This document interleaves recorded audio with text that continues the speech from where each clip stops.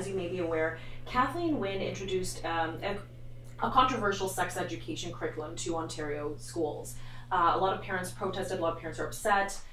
In grade 1, for example, they're introduced the concept of consent and they're learning specific names of genitalia. In grade 3, the concept of gender theory is introduced to the children. Parents are barely mentioned in the curriculum, and when they are, sometimes it's at the bottom of a very long list of resources children can turn to if they need information or help. You're a parent. What effects do you think this curriculum is having on children in Ontario? Well, I don't know if I can speak to the direct effects.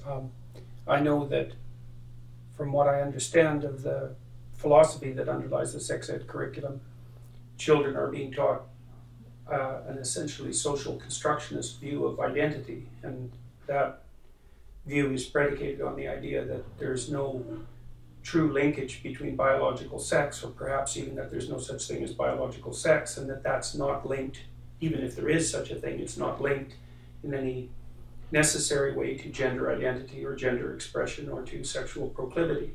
And I believe that that's a false doctrine. I think the evidence is overwhelming that those 4 levels of analysis are tightly linked, and the idea that they can or should be dissociated is,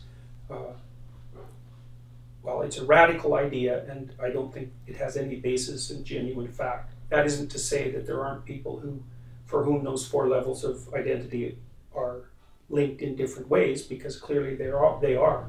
But I don't like the underlying philosophy, and I don't like the fact that it's being foisted on children far before they're able to make any reasonable decisions about this sort of thing.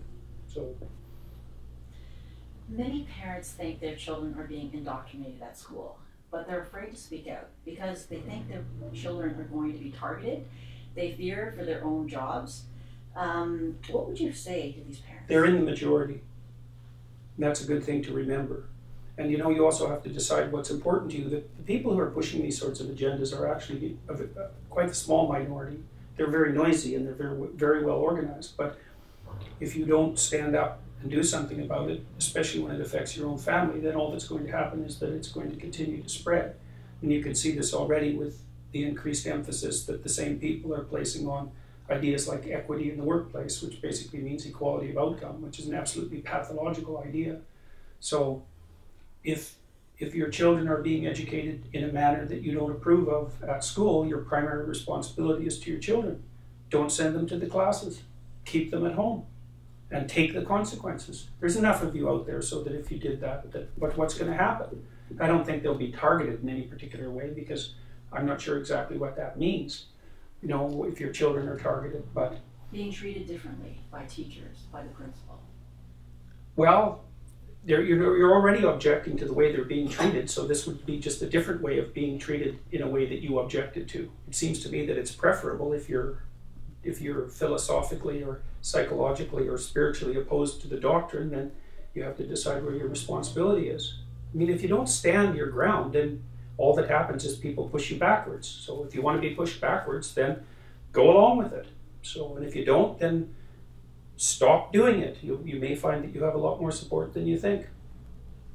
Despite massive protests and public outcry, Kathleen Wynne forced her sex ed curriculum into schools.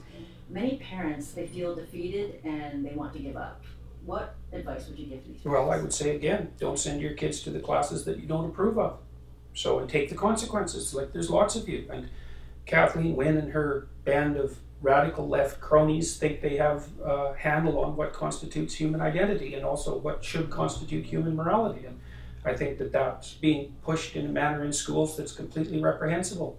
So it's not education, in my estimation. It's a form of indoctrination. And if your children are being indoctrinated, then you should stop it. So, you know, you can't say that you'll go along with it unless you're also saying that you don't put your children's well-being at the top of your priority list. So you got to make your choices. That's what I would say. So if you object to it, I don't believe that the government, it's not proper for the government to intrude too thoroughly into the domain of the family. It's inappropriate. It's been tried before. It's a big mistake. And the reason for that is that there's lots of parents who aren't good for their children, but all things considered, there's nobody better for children than parents. And so the more power you take away from parents, the more damage you do children, because you think, well, there's some uncaring parents and there's some ignorant parents, but the degree to which children are harmed by them is not even comparable to the degree that they'll be harmed by arm's length institutions that are hypothetically set up for their own good. So if you think as a parent that you have the ultimate responsibility, let's say, for the destiny of your children, then you should act in a manner that's concordant with that. It's not such a big deal to keep them out of classes that you don't approve of. I mean, it's a pain in the neck and all of that, but the danger is minimal, and the people that you're facing are, generally speaking, quite cowardly, except when they're in groups. And so I don't think you have that much to fear. Plus, you're in the majority, the vast majority. And if people would, you won't find that out until you make a stand of some sort. So